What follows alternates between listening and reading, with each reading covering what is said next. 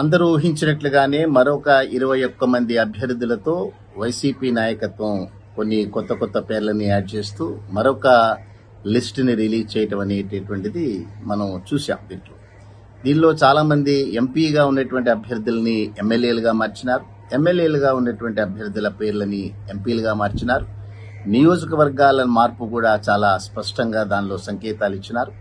So దీంట్లో కూడా మొట్టమొదటి నుంచి ప్రజల యొక్క నిర్ణయం మాత్రమే నాకు శిరోధార్యం అనేటటువంటి ఒక స్టాండ్ ఏదైతే జగన్మోహన్ రెడ్డి గారు తీసుకున్నారో అది రిఫ్లెక్ట్ అవుతూ ఏమాత్రం ఒత్తిళ్లకు తలగ్గకుండా, ఎవరికి ఏ రకమైనటువంటి భయం అనేటటువంటి ప్రదర్శించకుండా తను తన యొక్క కోర్ టీం అనుకున్నటువంటి విధంగానే వెళ్ళటం అనేటటువంటిది ఈ మధ్య కాలంలో మనం ఏ రాజకీయ పార్టీ చేయనటువంటి నిర్ణయంగా మనం దాన్ని చూడాల్సి వస్తుంది.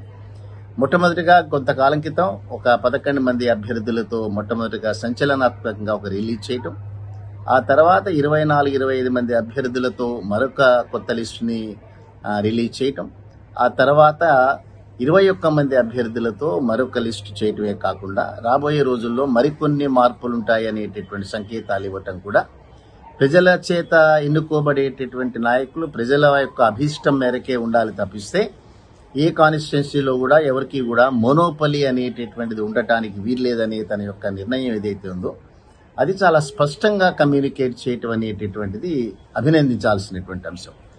అయితే చాలా ఆర్థోడాక్స్ వేలో అంతకు మునుపు మనం అనేక కార్యక్రమాలు చూసాం. ఎస్టాబ్లిష్ అయినటువంటి నాయకుల్ని ఏ రకంగా కూడా టచ్ చేయకుండా వారి యొక్క అభీష్టం మేరకు వారికి కావలసినటువంటి నియోజకవర్గాలను అలాట్ చేయటం అనేటటువంటిది ఇంతవరకు అనేక రాజకీయ పార్టీలు అవలంబించినటువంటి విధానంగా మనం చూడాలి.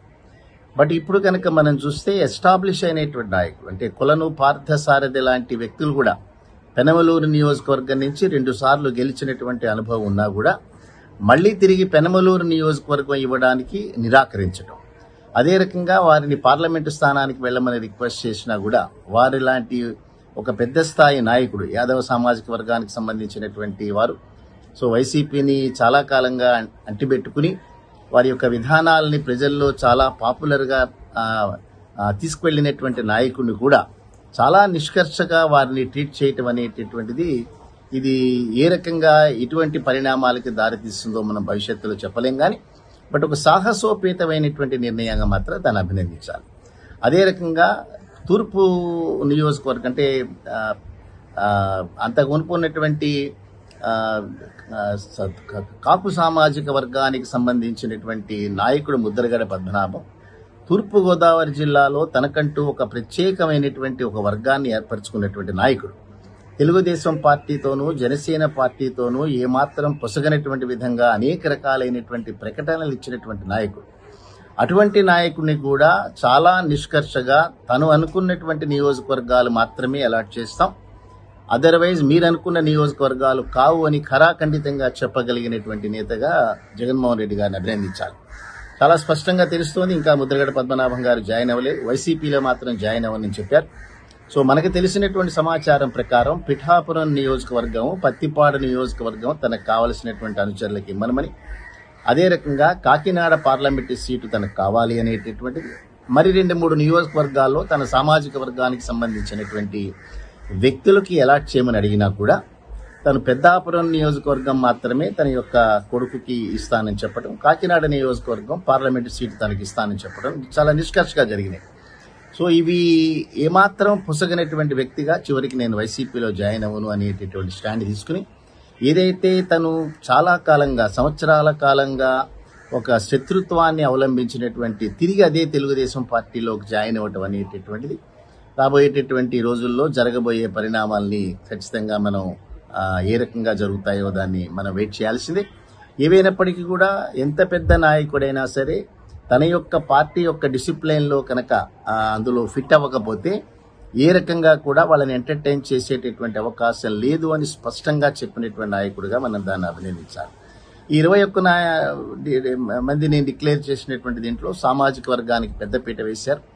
వెనుకబడిన కులాలకు సంబంధించినటువంటి వ్యక్తులకు పెద్దపీట వేసినటువంటి పార్టీగా ఆల్రెడీ తన పార్టీకి ఏదైతే ఒక ఇమేజ్ ఏదైతే ఉందో దాన్ని మరింతగా పెంచుకునేటటువంటి అవకాశం ఉన్నటువంటి రీతిలో ఈ డిక్లరేషన్ జరిగింది.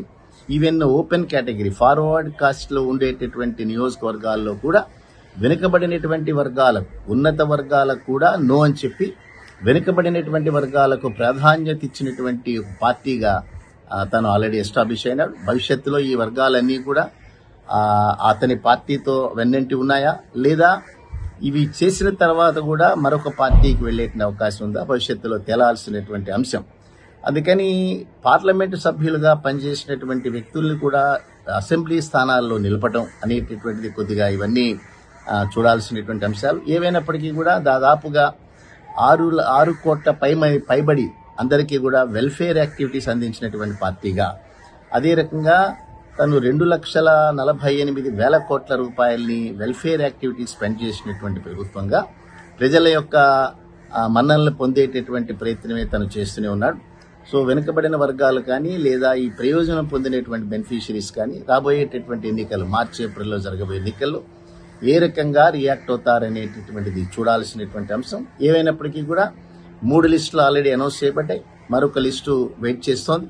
సో అన్నిట్లలో కూడా వెనుకబడిన వర్గాలకి, అదే రకంగా ఎస్సీ ఎస్టీలకి కూడా, దళిత వర్గాలకి చాలా ప్రాధాన్యత ఇచ్చినటువంటి పార్టీగా ఆల్రెడీ సోషల్ ఇంజనీరింగ్ లో జగన్మోహన్ రెడ్డి గారు సక్సెస్ అయినట్లుగానే మనం భావించాలి. బట్ ప్రజల యొక్క మద్దతు, ప్రజల యొక్క మన్నన, పెద్ద నాయకులందరికీ కూడా టికెట్ నిరాకరించినటువంటి సందర్భంలో ఎస్టాబ్లిష్డ్ నాయకులను కూడా ఆ నియోజకవర్గాలు మార్చి వేరే నియోజకవర్గాలకి పంపించినటువంటి నేపథ్యంలో ఏ రకమైనటువంటి మద్దతు ప్రజల నుంచి వస్తుంది అనేటటువంటిది చూడాల్సినటువంటి అంశం. చూద్దాం రాబోయేటటువంటి రోజుల్లో తను చేసినటువంటి మార్పులు చేర్పులకి ప్రజాదరణ ఎంత మేరకు ఉంది అనేటటువంటిది స్పష్టంగా 2-3 నెలల్లో తేలేటటువంటి అంశం.